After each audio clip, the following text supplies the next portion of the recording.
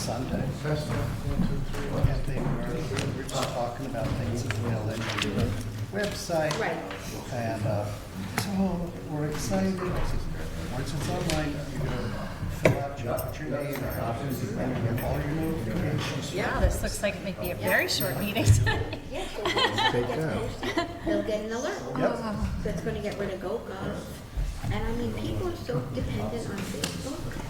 And I hate that they do that instead of going to the website. Yes. Well, did you hear what Holly said?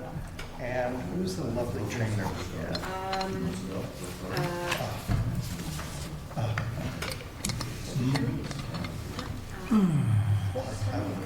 I know, she was so sweet, but she said the job of a website is to steer your traffic through your website. Through the website. Not embrace systems outside your Right, website, right. but to fully embrace all the work and what it put into something. Yeah, no, that's definitely true. What was her name? By Melinda? No, No, not Melissa. I have it somewhere. Let me see if there's a name. Let me see if I can cheat. She was on website. Oh, I don't have it. Yeah, I'll look it up. She was very cool. But that, she was emphatic in saying that all your traffic, all your functionality needs to be full effort. Yeah. And that if you embrace that and you keep working on your website, All right, it's 7 o'clock. you will be all. Right. Yeah. All right, everybody, thank you for coming. Welcome to this May 5th, 2026 Board of Trustees meeting. If you all please join me in the Pledge of Allegiance.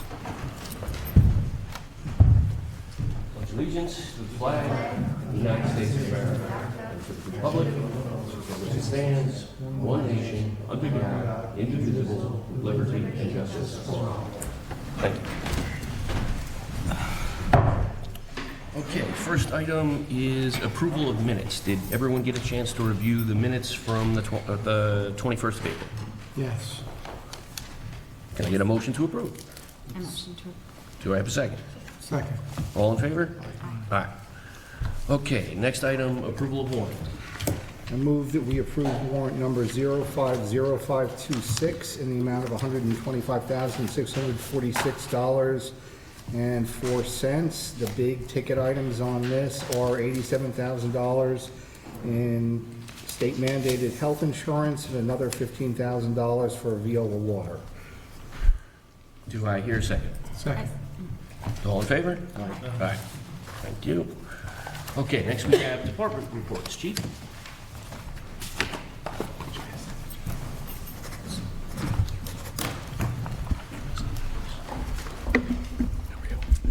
Good evening, Mayor and Board. For the month of April, there was a total of 175 summonses issued, 476 IRs completed, 398 were here in Piermont, the remaining were in Grandview. And the only thing I have for the board tonight is our police sergeant retired quite a few months ago. And I was looking to see if the board would appoint Jamal Rizkallah. He is the police sergeant for the county REACT team. I think he'd be a great asset for our officers, wellness and health-wise. If they have any issues, we can give him a call and help them out. It's definitely something important for our department, so I was looking to see if the board would make a motion to appoint him as our police sergeant.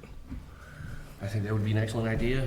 He is also in an official capacity with our EMS service. I'm not sure what the title is. Does somebody want to make a motion? Make that motion. Do I hear a second? Second. All in favor? Thank you very much. Chief, I got a question. Yes.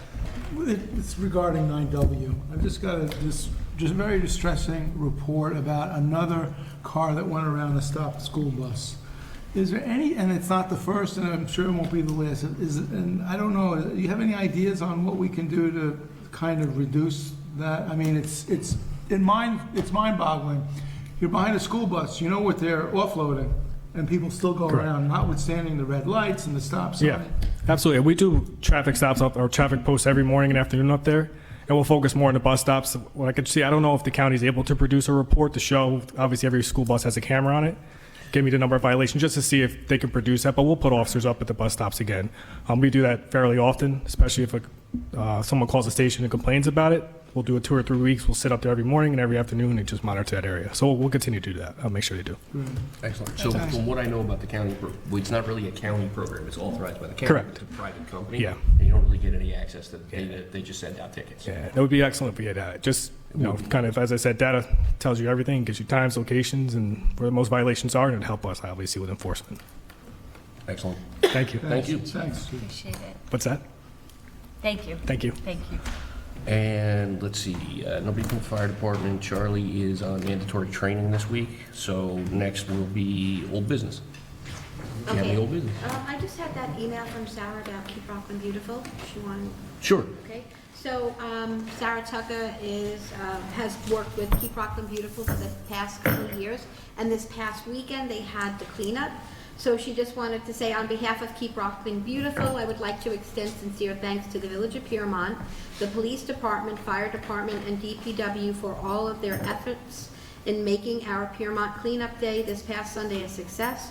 Over 65 volunteers picked up trash in the parks, streets, and on the pier. It was a great community effort, even though many people commented on how clean everything is in Piermont. So she just said thanks for the support, Sarah Tucker. All right? Excellent. Thank you. So that's the only thing that I have For for old. old business. Anybody else have old business? Business? Okay, so next is new business. Jennifer, do you have anything for new business? I just wanted to mention to everyone, this weekend is the 5K race for the Piermont Fire Department.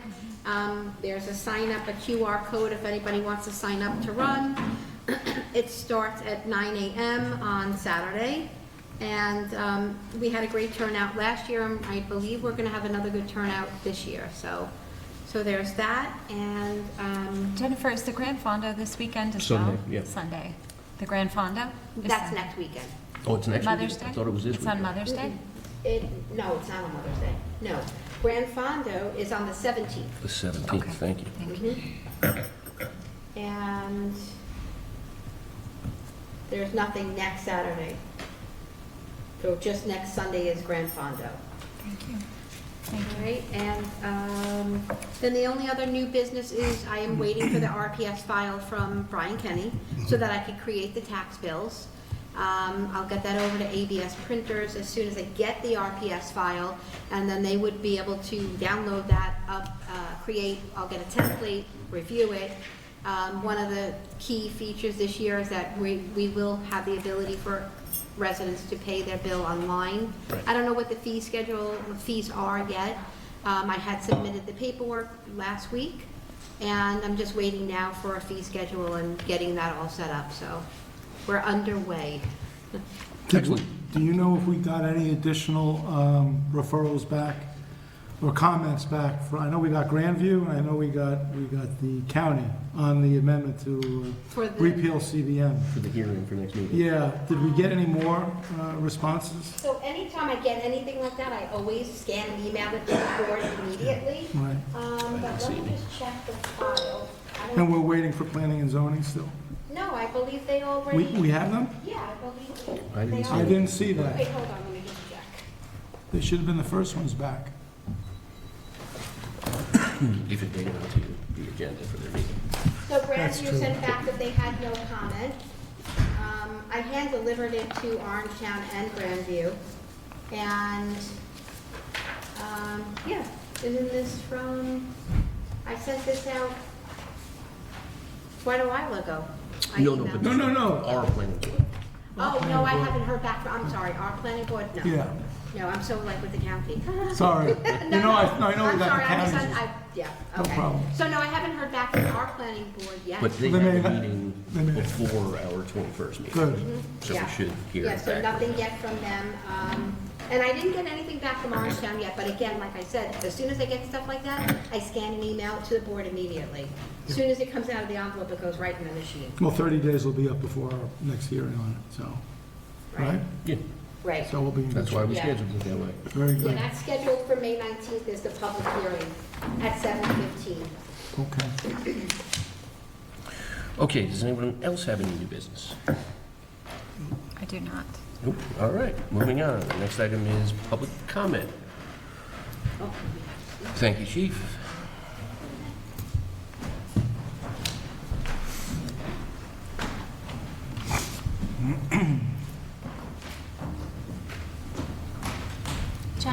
Sonia wants to sign in for public comment as well. Yeah. We can let her, it's okay. You don't have to, we'll call you next. Okay, first we have Adam Kurland, Edward Huey. Yes, good evening, Mr. Mayor, members of the board. My name is Adam Kurland. I'm an attorney. With me to my right is my client, Edward Huey. We're here because of the excessive and prohibitive noise emanating from Trotta's at 701 Piermont. My client lives at 731 Piermont, which is 2 doors down. And if the board can just indulge me for 20 seconds, this is one of many, many videos that my client took on pretty much any given night.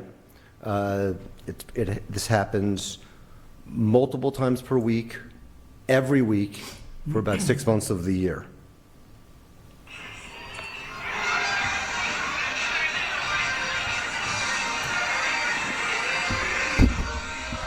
And that was recorded from where? Backyard. Backyard? Backyard. So there's a house between where that was recorded and Trotta's. That's correct.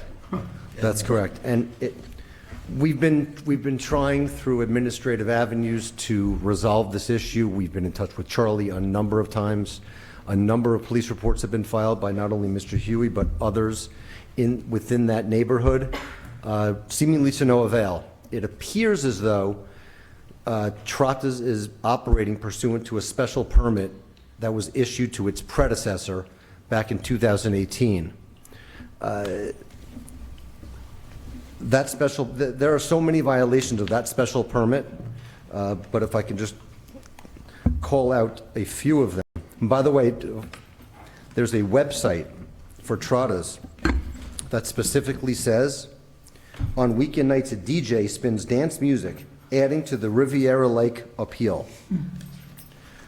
So, the music is to be played through the Sonos music system, intended to be low-level background music typically played at restaurants while diners are eating. Does not include live music, bands, or other live entertainment played on the outside of the premises. Now, I've been there, and I experienced super loud music, a saxophone player walking through the place inside and outside, and before I left, they switched the whole place over to a DJ. And it was loud inside, I can only imagine. So something has to stop, and the special permit does provide for relief in the event of a violation of the special permit. You can essentially revoke it, and by revoking it, it reverts back to the pre-special permit condition. No music shall be played on the outside of the premises, whether on the deck, the riverfront area, or on any other exterior portion of the premises. Now, I understand, from speaking to Charlie today, that this matter is now, I said, elevated, and the board is going to, I don't know, have a special meeting, special hearing. I don't know if it's going to be a public hearing, but you're going to take a serious look at this. At this point, my client wants the special permit revoked. I can tell you, for full transparency, I have prepared a summons and complaint. We are prepared to proceed, but we'd like to explore this one last administrative avenue before we go the judicial route. You know, I can tell you that if my client contacts the police will go over, they'll turn it down for about 10 or 15 minutes. They're flaunting it. They have no respect for the laws, the authority, and frankly, their neighbors. If we do go the judicial route, we are likely going to have a number of plaintiffs. Others have expressed an interest in joining this fight. And have also come to the village in various forums with concerns of their own. So just to fill you in where I'm at on this, I spoke with Charlie about it as well, and we are doing something new this year in terms of special permits for restaurants, and that we are reviewing all of them before the beginning of the next fiscal year. So all the restaurants are due to turn in seating plans and parking accommodations, and we're going to go through, and you're right, that the special permit, its purpose is to be an instrument of enforcement when something is not being adhered to. we have the ability to say, if you aren't in compliance within X number of days, then we're going to revoke the special permit. We're not going to renew it without additional constraints. And we had to go through this back in 2018 with the previous restaurant to get to the terms of that special permit. So they're not written in stone. They can be adjusted. They can be, brought back a little bit or loosened a little bit, depending on what the situation is. I have heard concerns from people about much more than just noise, but when you're facing out on the river and there are properties along the coastline, there's going to be some bleed over from anything that's happening outside. And it is worth us having a conversation with them about how they can correct the situation on their own without us needing to take it to the level of revoking the special permit, which would impact their business. And there's no way around it. Sure. And so we'd like to avoid doing that also, but that's going to be, incumbent on them to come into compliance with some of the stuff. And I know there have also been neighbors that in the last few weeks have made calls to the police. It's the time of year where the weather starts getting nice. All of a sudden, the outside spaces are really attractive spaces to be in. I'm hopeful that we can work with them and get them to rein things in a bit and be a bit more respectful about what they're doing outside, especially in the later hours. I actually got a completely unrelated complaint about the same establishment early in the morning on Sundays, operating leaf blowers. Just the other day, I got this email. So, yeah, there's a couple of things that we need to get them to straighten out. Charlie's not in town this week. He's on training. So we discussed it yesterday, and next week when he's back in town, we'll have a conversation about it. He'll go talk to them and let them know they need to come in to participate in this review of their special permit and give them a list of the complaints that have been lodged, that they know what they're trying to come in and talk to about fixing. So. Okay. Just in addition to the music, there is also regular noise right around the time the restaurant shuts down. It appears to be employees just, skidding, getting out, just burning rubber, getting out. Now, that's not as much of a complaint for my client, although it is and he hears it, but there are folks that are right across the street, and I know that they have a big issue with it. And there is a special permit condition that states that the applicant shall ensure that all staff exercises a reasonable degree of care when leaving the premises to reduce noise that may disturb the neighbors. So they're flaunting that as well. What's the latest that he's been hearing excessive noise? It's moved up to midnight now. Midnight? It was 11 o'clock previously. Yeah. It's a clear violation of our noise laws. And Yeah. There's a very loud, deep bass, which is, I wouldn't even be able to soundproof my room if it. No, thank you for coming in. It's unfortunate she had to, It's not your assuming first you're paying time. for a lawyer, yeah. Yeah, and by the way, to your comment, in addition to being in violation of the special permit, they're also in violation of the noise ordinance of Yeah. the Village of Piermont, Right. which prohibits noise emanating from beyond the property line. Correct. So, And At certain times. yes. I respect that they soundproofed such that some of the much less noise goes to the street areas, but Can you talk in the microphone so that she can hear on the minutes? I respect that they soundproofed much of the restaurant such that much less noise goes to the street level, but it affects the river level dramatically still. Yeah, it does cast out over the river, and there's also a marina there. So one of the things that boat owners like to do is sit on their boat and play loud music. And part of that, at the end of the night, that you're hearing may in fact be people going from the restaurant back to their private boats, where they're then cranking the stereo. I don't know. I mean, I can't speak to it, but I don't think so, but that's a different issue, I suppose. Yes, I suspect it's the DJ. it could be. And you're hearing Late night music. spinning. You're hearing music up to midnight, not just Yes. people laughing and speaking. That's correct, yes. Music. Yes. That's a problem. Yeah. As Real the mayor control. mentioned, we had issues with the previous tenant, and that took a couple of months to get straightened out, but I'm confident we'll get this straightened out soon. Okay. Great. I share in your optimism. Thank you for your Thank you. help. All right. Thank you all. Thank you Have very a good evening. Next, we have Dennis Hardy. Thank you, Dennis Hardy, 21 Gare Street. I would point out that Cornetta's restaurant operates fine without noise, so just pointing that out. Yeah, so.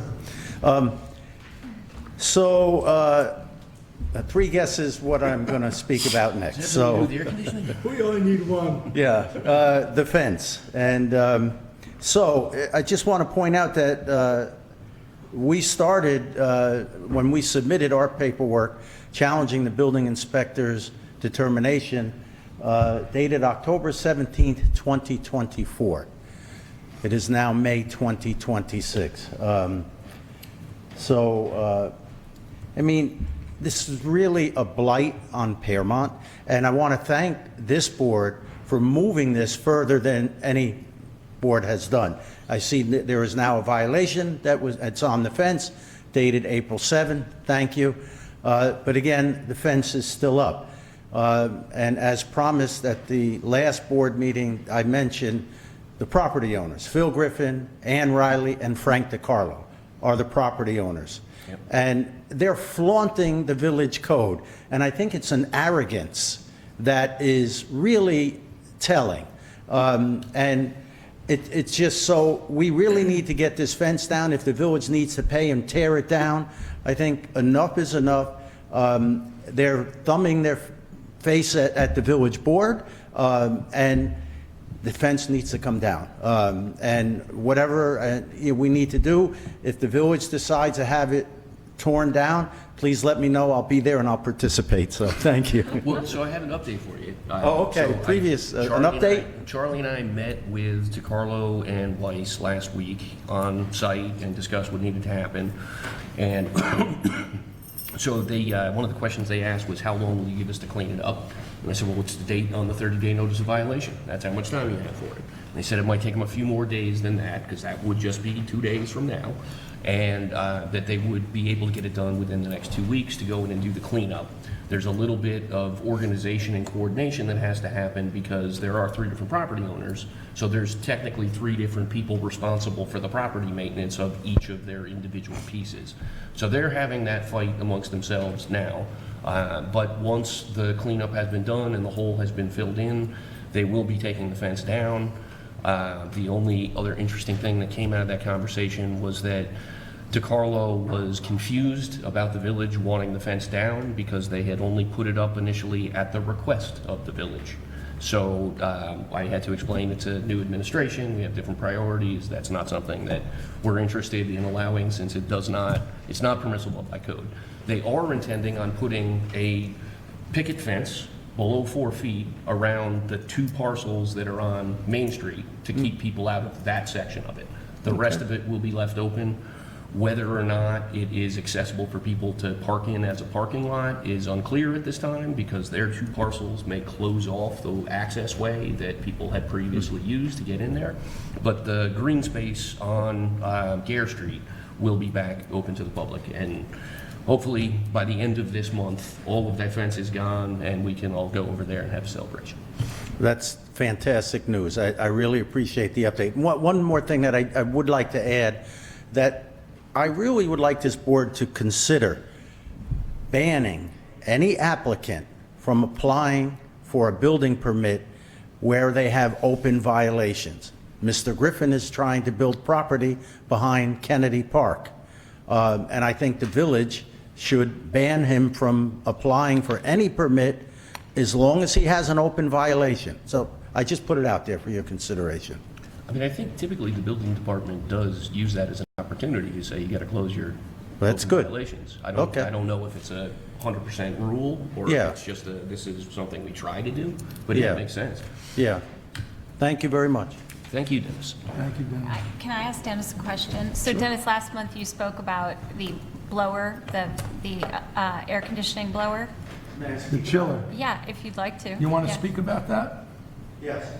So, as mentioned at the previous board meeting that we have, it's been communicated from that Paradise Harbor is considering moving the 400-ton chiller out onto Paper Street. And I don't think Trustee Wright was here, but I pointed out that there was an exhaustive study done by the village board when actually I was mayor. And we directed the developer that no, it cannot go out on Paper Street. It must go inside the garage. So the chiller evidently needs to be replaced. It's 25 years old, so, I mean, it's been in there for 25 years.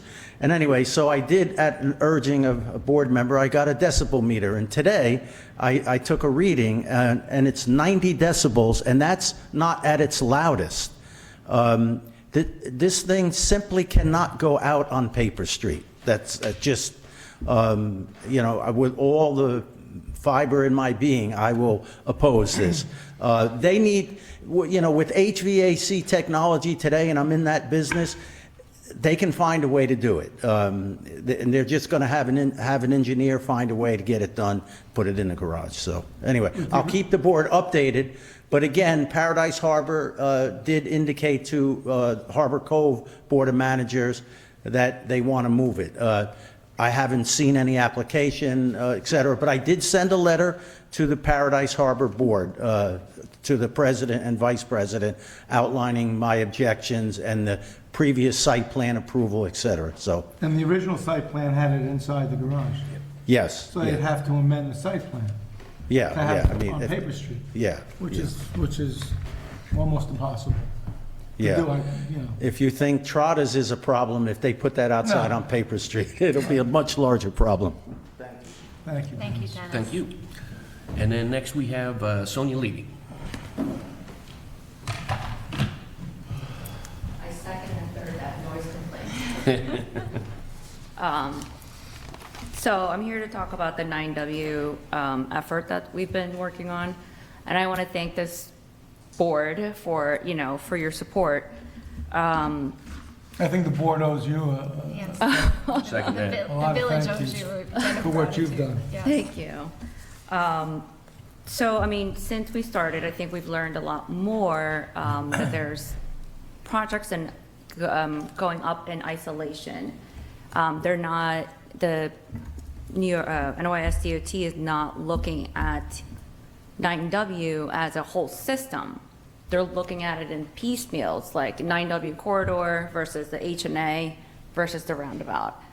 So I've sent an email, and I think I forwarded it to you, Nathan. I don't think I got around to forwarding it to everyone else yet, but I think we need to be more firm in asking for what data is driving these types of decisions and who is looking at these assessments all across the board.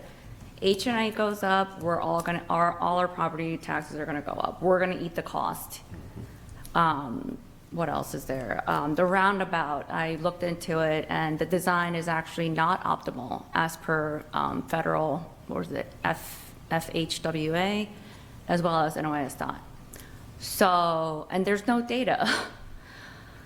So that's one thing. Excuse me, Sonia, and Yep. there's an initiative to reroute the traffic from going over the mountain Yes, as so well, I did right? attend the town hall meeting this morning at Orangetown Hall, and they said that, well, again, I asked for the data. I'm a data scientist, so that's how my brain Couldn't have works. figured that out. Oh, yeah? So I asked, you know, what data do you have, or what decision is driving this decision to reroute? Because, I mean, if we're rerouting, we're gonna end up with at least, I would say, 200 to 400 more cars on 9W between 6 and 9 a.m. If you wouldn't mind, would you explain to everybody what the rerouting is? Oh, for sure. crossing? Let me just, so they're going to close, sorry, 1 second. I think they're gonna close Old Mountain Road and Townsend, and also Shady Side during 6 and 9 a.m. So that's gonna force more traffic on 9W that's already stressed. So when I asked for the data, they said, well, one morning, there were 1,726 cars. I'm like, okay, so, and they were like, this is commuter traffic. I'm like, how do you tell commuter traffic apart from residential traffic? They're like, and I can't believe they said this. They did say, and verbatim, we don't know. We're just calling it commuter traffic, which was appalling for me. Because their PM total was 400. So how do you justify 1,700 versus 400. Right. And the duration, as I understand it, they only took it for 3 days, from Tuesday to Thursday. That is not a good data set. Right.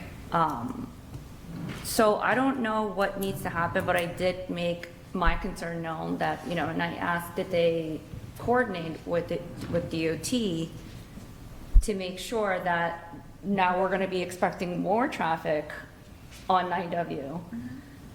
And they said no. But I'm like, again, one neighborhood's problem is just going to become another neighborhood's problem. We have to look at everything as a whole system. So I think maybe, when we get to meet with the DOT, I think that's something that needs to be said and, really pushed. What else? Do you want to mention your change.org petition? Oh, yes, thank you. So we have, I think, last time I checked, we had like 272 signatures. Great. I am getting flyers printed. I'm picking them up tomorrow, so if I could, put one here and maybe at the fire department and maybe at the police station. And I'll bring it to the 5K and, I also connected with the CEO at GFNY. So I'm gonna see if we can also loop that in, because we can, use everyone. So I think one of the things that they do prior to the race Yeah. is drive the course and make note of problem areas. He did say that. You and might he be able to said- supply that. Yeah, but that's the thing, like, how is it that an outside party is able to communicate with DOT so readily and so accessibly? It's very mysterious. Whereas us taxpayers who live here and where our homes vibrate and the noise, I mean, I could imagine what that noise, because we live with it every day. And side note, there was another gentleman from Piermont at the meeting this morning, and he said he lived further down the hill, and he can hear the trailers Yep. passing. So, The videos that you posted, or someone posted on social media this week about all of the car carriers coming down. And again, just for anybody who hasn't been participating or heard Sonia and her neighbors talk about this, our area of 9W is not supposed to be for through truck traffic. It's supposed to be for local delivery truck traffic. But Sonia and her neighbors, after years of communicating with the DOT to no avail, have kind of pointed their Ring doorbell cameras at 9W so that they can capture what really happens there. And not only, like was mentioned earlier, are school buses being passed by tractor trailers and cars as they're stopping to pick up children, but car carriers carrying, very heavy loads are 3 barreling to down 5 9W cars, at yeah. fairly high speed to the point where neighbors' homes are vibrating because of the impacts. And then where they're coming across a pothole and they're swerving to avoid it, people are there's dangerous decisions being made. And the chief, I think last month, had stated some statistics about the increased accidents and vehicle damage on 9W this year. So, Yeah. like Jeff said, Sonia and her neighbors have done us all an incredible service by being so diligent and detail-oriented about all of it. thank you. And to note, even cars that are going northbound on the unpatched portion of the road, no potholes, no patching, it still emanates vibration and noise. Yeah. So to me, I'm not an engineer, but to me, that points to something that's, deeper, a deeper issue, like a structural Right. issue, so. Yeah, that's it, and I will send you guys, I'll keep you guys apprised of what is happening. I know there's a June 3rd meeting with the DOT, I think. So, right, so this is what I had emailed you back about Yeah. previously, just to bring the rest of the board up to speed about it. I had a meeting on Friday with Morgan Slocum from the governor's office. She's executive assistant for the lower Hudson Valley. And this was the primary topic of our conversation, and she did make sure to point out that the governor is not allowed to give the DOT orders directly, that they have their own process, but that they can see if they can advocate on our behalf. And somebody from Weber's office, Michael, got back to me after the meeting that we had here and had reached out to DOT and had reserved a date and time for June 22nd to have a meeting with the DOT reps and Aaron Weider and Bill Weber. And then after that meeting, at that meeting, to talk about scheduling another public event where DOT could come and represent where they were coming from, what they were gonna do about it.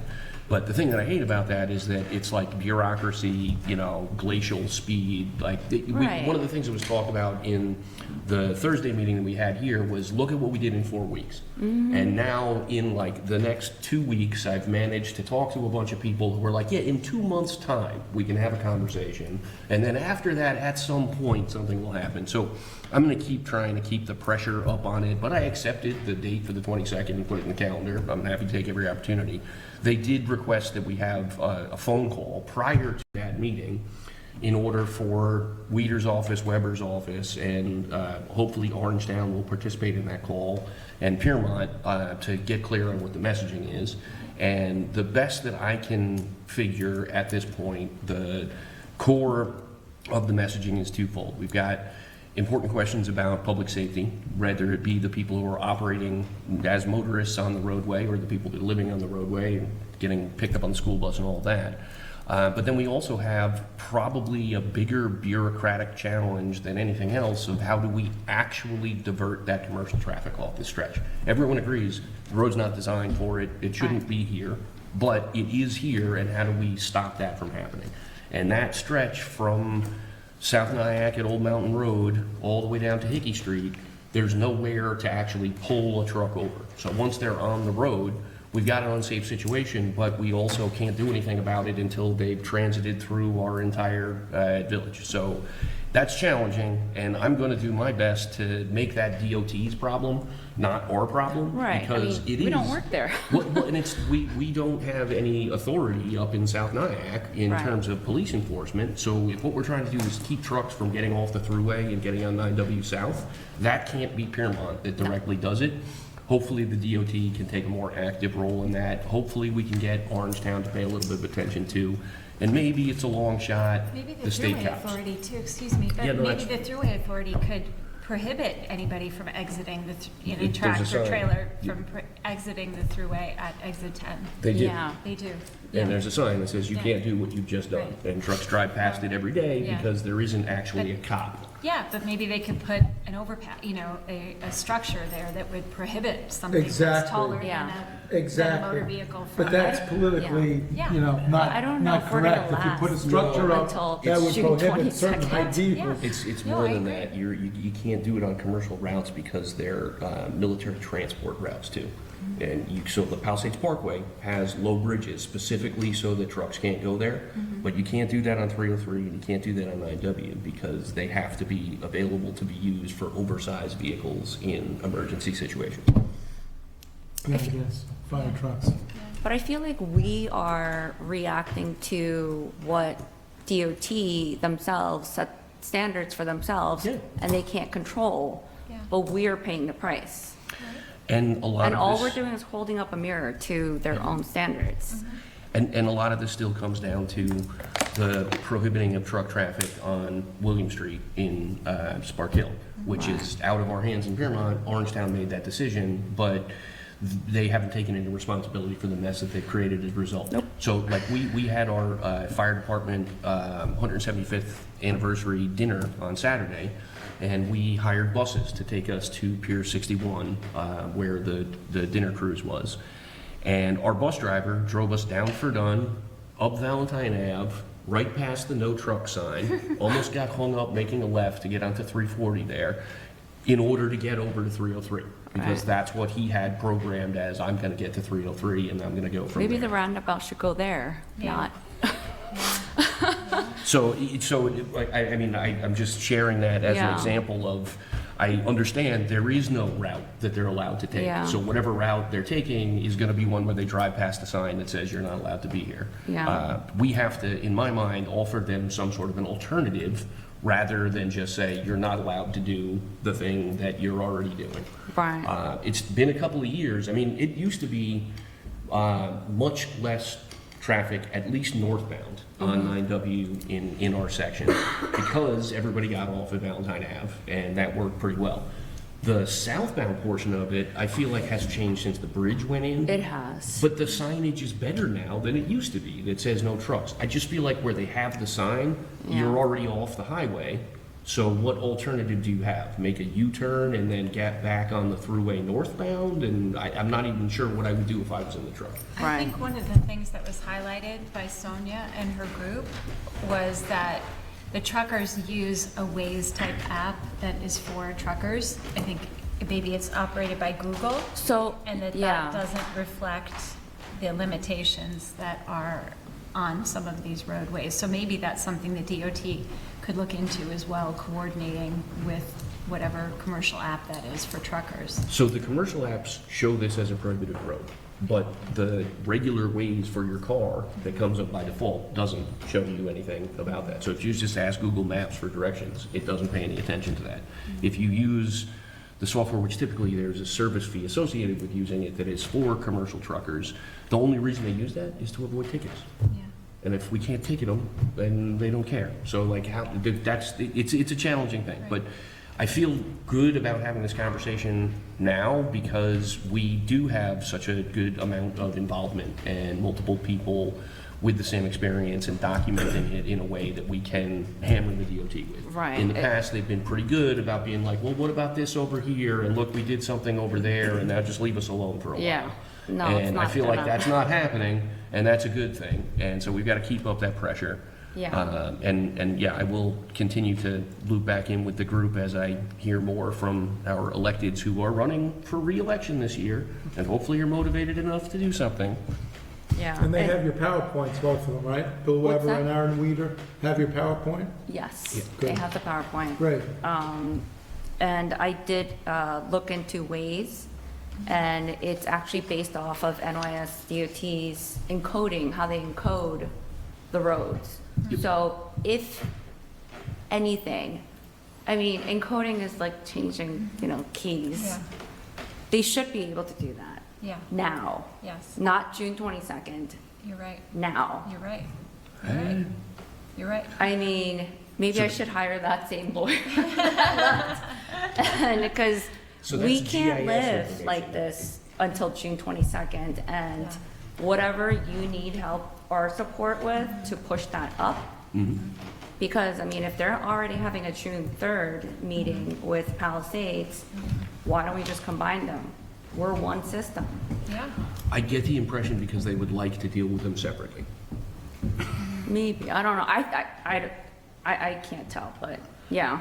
I mean, I'm planning on going and still trying to, bring up, but now that you mentioned it, I did ask, Orangetown PD this morning, or the board actually, who is monitoring, who's enforcing? Because as per my research, TZ Bridge allows up to 80,000 pounds.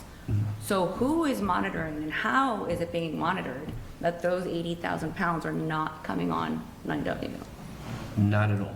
Exactly. There's monitoring of a sort that happens at the toll plaza. I mean, I could, I should just put my old iPhone, at the entrance and just record that because, I mean, and I was kind of shocked that nobody took ownership.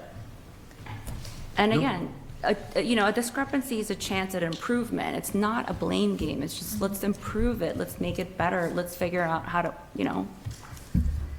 So, that's where we're at. I did want to ask the board's support to reaching out to Grandview, Upper Grandview, and maybe Nyack, and to distribute our flyers to their town. I don't know if they have town halls or, Well, so Upper Grandview is just unincorporated Orangetown. They Right. don't have any, they're like Spark Hill, they're just a hamlet. oh, okay. And South Nyack is the same thing at this point. They disbanded their village government, so there isn't like a centralized, you can drop this off location. It's not. And that's one of the challenging things about up there. It's also not, like, I don't feel safe just going door to door and putting things in people's mailboxes. Yeah. I mean, I might resort to that at some point. We'll Please see. don't get run over. I won't. But we do have, I think, about 190 members on our group now, so great. That's I think great. the word is spreading and everyone's everyone's, posting and commenting, so I think that's real engagement, and that's something that, agency and whatever politics can't ignore, so. Yes. Amazing job. Thank you. Yeah, very much. thank you, and Charlie as Thank well. you. Yes, thank you very I much. just want to point out that I now commute across Westchester. Do you take and 9W? I almost always take River Road. Stay off of 9W. Yeah. Yeah. They got rid of the sneaky entrance, though. What's that? They got rid of the sneaky entrance. You used to be able to go Corneliuson Right, and now right I have to on. Now you have to go loop all roundabout. around. Yes, yeah. But it's a much smoother ride going to Grand. Yes, it And is. more scenic. I forgot to mention one thing, let's go back up there. Well, we won't be able to get you on record if Okay. otherwise.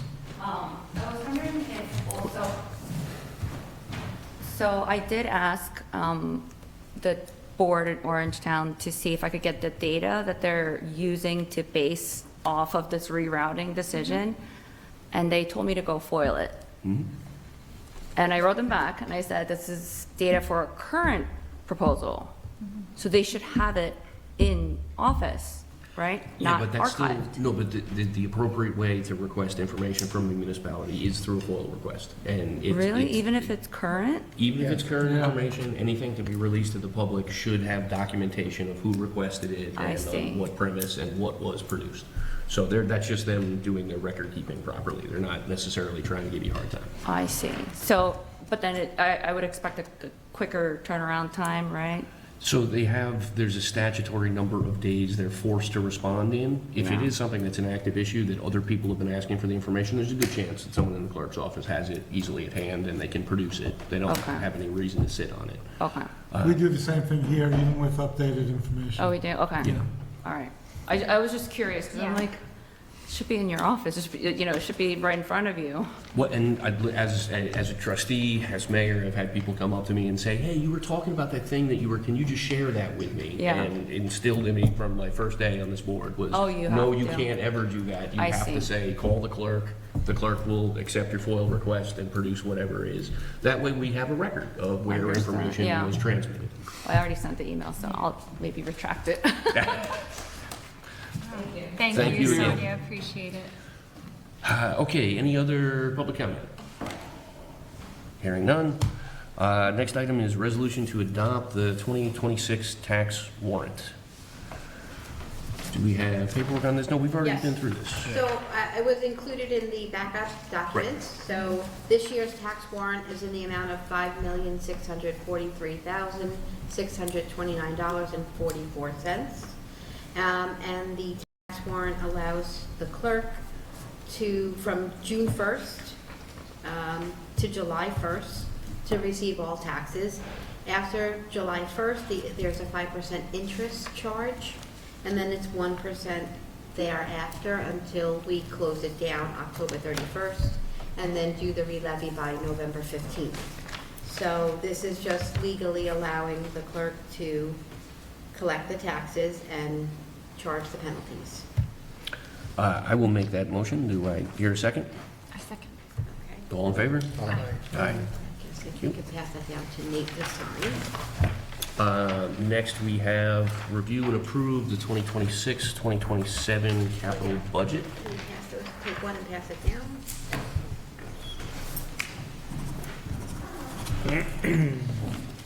Let's let this seal. There's no seal. Thank you.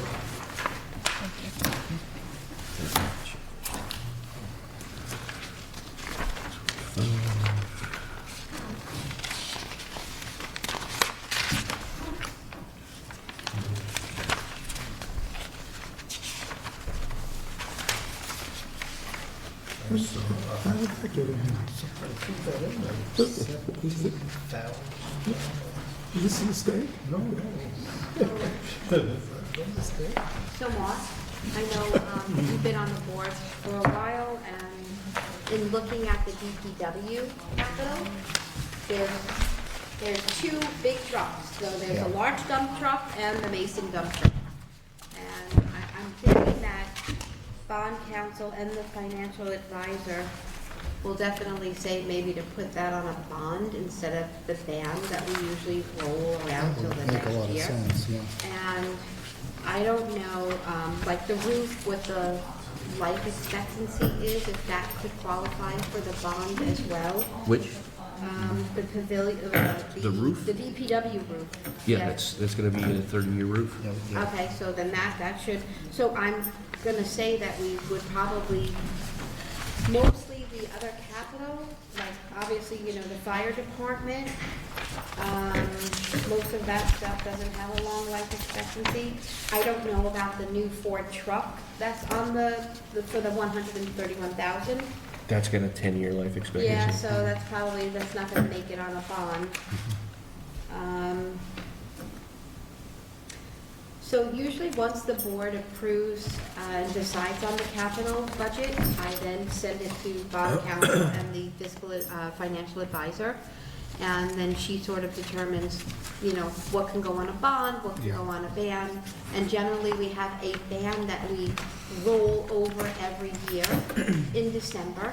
That's when we do the financing. And so, like I said, in looking at the DPW capital with the 2 trucks, I'm thinking that she would probably most likely recommend a bond, and anything else that's got longer than 15 years. Those would probably be 15 to 20 years. Yeah, yeah. And then the rest would probably be in a ban that we will roll over. Yeah. Okay. Does anybody have any questions about the capital budget? What's the Pear Tree project, line 12, from the DPW? Is that pruning and removing dead trees on the beach Yes. that someone had brought up, like, early on in our meetings this Yes. year? Yeah. Oh, good. And we have a vendor for it, that's why it's listed as That's wonderful. Carriage House Gardens and And Association. the 3,000, did we get any word back from Dan Sherman on whether the same people who had No. donated the... And he hasn't given me the contact information to follow up. Okay, well, that's a possible $3,000 that we won't have to spend if they donate like what they did originally. And I think we actually have additional people who are interested in additional memorial benches. So Great. whether or not the original purchasers of the memorial benches want to come back, There are others they're who would. still all, we have benches to sell. So Good. That's just to it's a fill. whole new business we're in here. Any other questions?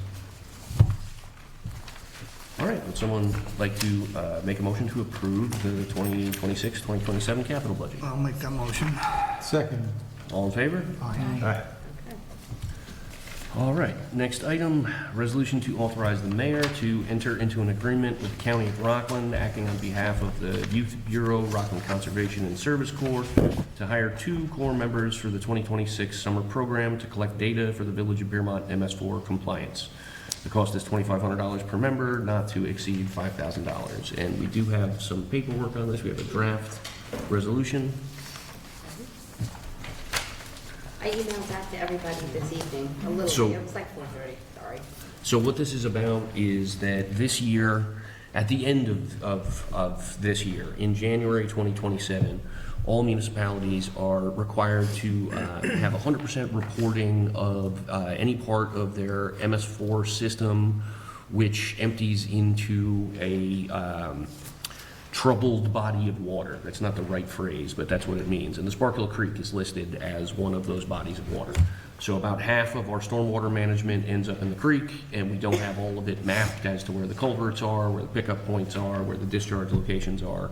And we are in a big rush to get that finished this year for that January 2027 deadline.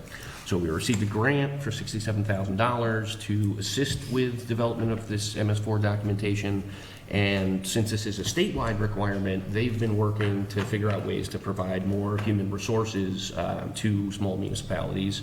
And working with the county, they were able to come up with this program where some of the Youth Conservation Service Corps are going to actually go out and do the field work, where they're going to actually go and identify where these locations are, and geolocate them and document it, and bring it back to our village engineer. So with the $67,000 grant, we can allocate a portion of that to this expense not to exceed $5,000, and it's probably a tenth of what it would cost if we were to go to our engineering company and say, we need some people in the field looking for culverts. So it's a good deal. And I think it's important that we get this set up because they need to actually start doing things in a few weeks. Yes. Sonia has a question. I can help. Oversee some data stuff. I love data. I appreciate that, and you know what, that might be helpful, because so we have about 70% of our MS4 system mapped already, not necessarily 70% of the part that dumps into the Spark Hill. It might be a lower percentage for that and a higher percentage for the part that dumps into the river. But the engineering firm that did that work for us incrementally over the course of like 10 years is no longer in business, and we've been having a hard time getting a hold of the data that they had compiled so far in actual data format. I have like a PDF printout of what really needs to be a series of numbers and locations. And so there's a slight chance that if we are unable to get that work that has already been done, we need to redo the whole thing this year, which would be quite a project, and even with these 2 interns' help would be a challenge from a staff perspective. So I hope to not have to ask you for that help, but I appreciate your offer. We know where to find you. I don't charge anything. Well, that part I like. Thank you, Sonia. All right, so would someone like to make a motion to authorize? Do I hear a second? Second. All in favor? Aye. Aye. Thank you, everyone. And last item, do I So moved. hear a motion for adjournment? Do I hear a second? I'll second. All in favor? Aye. Thank you. It's like your resolution. Thank you, She's everybody. good. She's good. Got that resolution right there. Yep. So maybe you Discussed could this just sign before. that second page of that resolution? Yes, Like ma'am. Official. And then the 754 is the adjournment. All right, thank you so much. Thanks. Good job. All right. Under an hour.